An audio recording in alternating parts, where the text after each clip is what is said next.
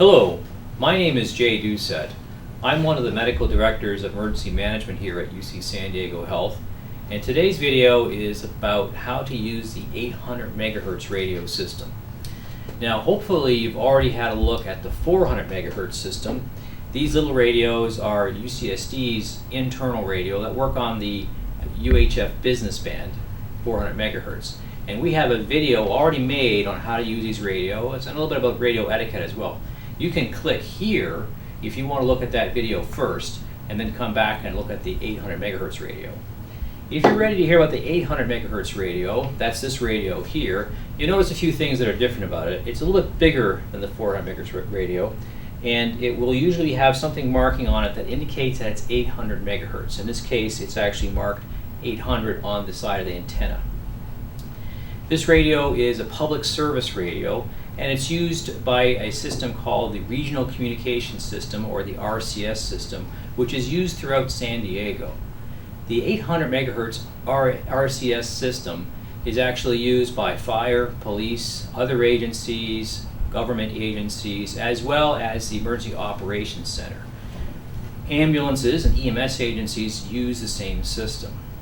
At UCSD, the 800 megahertz system is used to allow us to have contact with the Emergency Operations Center operated by the county, as well as with other hospitals if necessary. The system is very powerful and it's fairly complex, but our use of the system is actually restricted just to one or two functions. The radio is very similar in operation to the 400 megahertz radio, but there are some important differences you need to know. Let's talk about batteries on the radio. The radio has a battery that's attached to the back. The battery in normal use will last about 8 to 12 hours, more if you're not using the radio much, and less, of course, if you're doing a lot of transmitting. Each of these radios comes with a spare battery, and there is a bank charger in which the batteries are kept. Generally speaking, the radios, if they're in the bank charger with a battery on them, should be turned off so that the batteries are allowed to fully charge. It's acceptable to run the battery almost to zero before having to change it, and you'll have a spare battery available for each of these radios. To remove the radio, it's slightly different than the 400 megahertz radio. There's a button on each side of the radio. You pull down on both of these at the same time, and you lift the battery off. To replace the battery, first make the battery fit at the bottom first, and then tilt the battery in until it clips in. You'll hear a definite click that the radio is working again. On top of the radio, you'll notice several controls. This round control with the white dot is the power and volume control. Turning this clockwise will turn the radio on. You'll hear an audible click.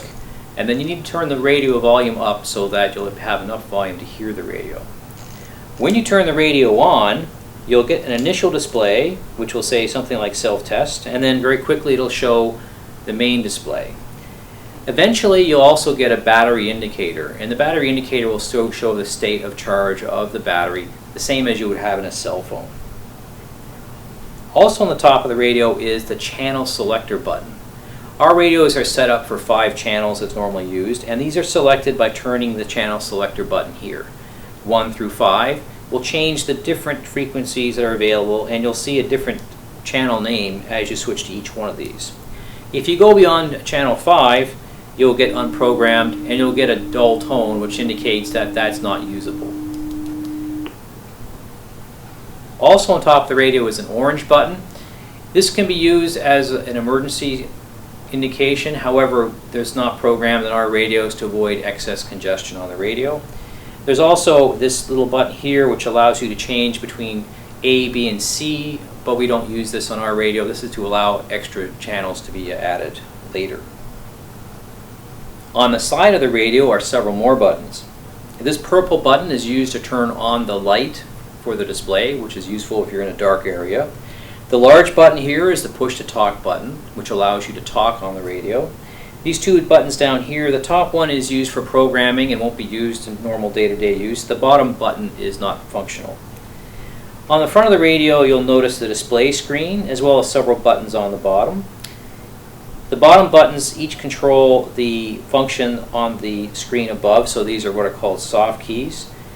This button here will change the zone that the radio is on. This button here will change programming.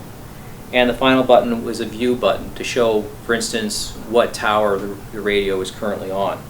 Generally speaking, you won't be using these in day-to-day use of the radio. The home button can be pressed in case you've gone into a different screen. We'll bring you back to the main screen. This little cursor button here allows you to move controls around on the screen and select different alphanumeric characters. And the laptop button here is not actually used in our radios. Let's talk about how to actually use this radio on the air. First, make sure the radio is turned on and you have sufficient volume selected so you can hear the return signal. Make sure you're on the right channel, otherwise you'll be talking to the wrong people. You should have a picture of an antenna and enough bars to indicate that you're going to be able to get into the system. And of course, you want to have a strong enough battery that you're going to be able to continue the conversation for as long as necessary. Rehearse what you're going to say before you actually say it. Figure out who you want to talk to, who you are, and then either what you want or what information you're trying to relay. A brief moment to rehearse that in your head will make your conversation easier to understand on the other end. When you're ready to talk, hold the radio so it's about 6 to 12 inches from your face, push down the push to talk button, wait a few moments, and then give your message. This is Hillcrest EOC calling County EOC. When you transmit, you'll hear a short series of tones indicating the radio system is working. If you hear a long, dull tone, it indicates that something is wrong. Either you're not getting the system, your battery's not strong enough, you're too far away or in too cluttered a location for the radio, or perhaps you're on the wrong channel, in which case you'll get a long, dull tone like this. That indicates that the signal is not working and you're not getting out. The San Diego Regional Communications System, or 800 megahertz system, allows multiple public agencies to talk to each other across the same system. There are over 20,000 radios on this system and over 200 channels. The channels are organized in a trunked system which allows them to be shared among several users at the same time. There are talk groups set up so that each set of users can talk just to the group of users they want to.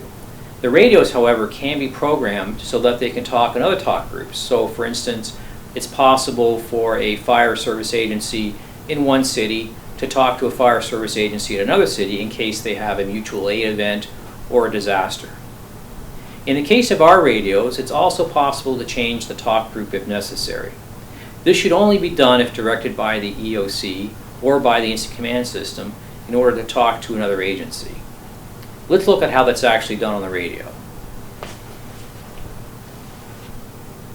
On the top of the radio, you'll see the channel selector indicator here with this white line. Here's the radio display. You'll notice several things on the display. The little antenna picture with the bars indicate the signal strength, and right now we have 4 bars, which means full signal. On this side we have the battery icon, which shows you have a full charge as well. This line here, EOC COM, indicates the channel that we're on. The first few characters indicate the talk group or zone, and the second indicates which channel we're on. As we change the channel button, you'll see that we'll see different channels within this talk group. In this case, EOC disposal south, disposal north, EOC south, EOC north, and EOC common. On the bottom, we have 3 buttons which correspond to the icon above it. So this will change the zone, this button is for programming, and this button is to change the view of the display. On the bottom we have this button which indicates home, which will bring our display back to the home screen. This button is a cursor button which changes the position of the cursor or our selection. The laptop button is not used on this radio. These radios can change their talk group to talk to other EMS types of agencies and hospitals. Currently, the radio is on the EOC zone on the common channel. It's possible to change talk groups on the radio to talk to different groups of users. For instance, currently the radio is on the EOC zone on the common channel. We can change the zone using this button. For instance, let's say we want to talk to Scripps Mercy Hospital on the Advanced Life Support channel. To do that, first we press the zone button. Then we use the cursor button to change the talk group. And now we're on ALS, and it shows we're on Mercy. We press the home button, and now we're on the ALS frequency for Mercy. On this talk group, we can also select other hospitals, such as Sharp, Grossmont, the base station, as well as Palomar, Scripps La Jolla, and other frequencies. So this is Oceanside 2194, you clear copy report. So if we want to change back to our home talk group again of EOC, we'll press the zone button, we'll use the cursor button to change back to EOC, and press the home button again. And then we can change channels within our talk group. In this case, we're going to go back to EOC Common.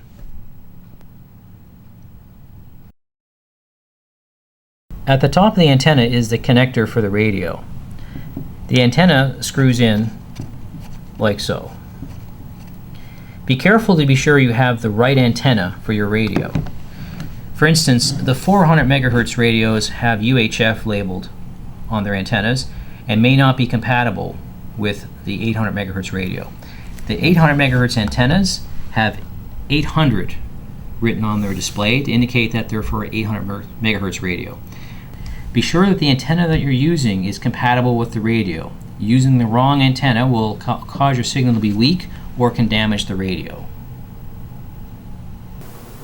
Thanks for taking this course on the 800 megahertz radio system at UC San Diego Health. As you can see, the 800 megahertz system is a powerful system that allows us another way to communicate with the EOC for the county, as well as with other hospitals and agencies. This system is not used as much as the internal 400 megahertz system at UCSD, but it's still a very useful system, and it's something that incident command personnel and personnel who may have to respond to disaster should understand. Now it's time to take the quiz and get your completion certificate. Thanks very much.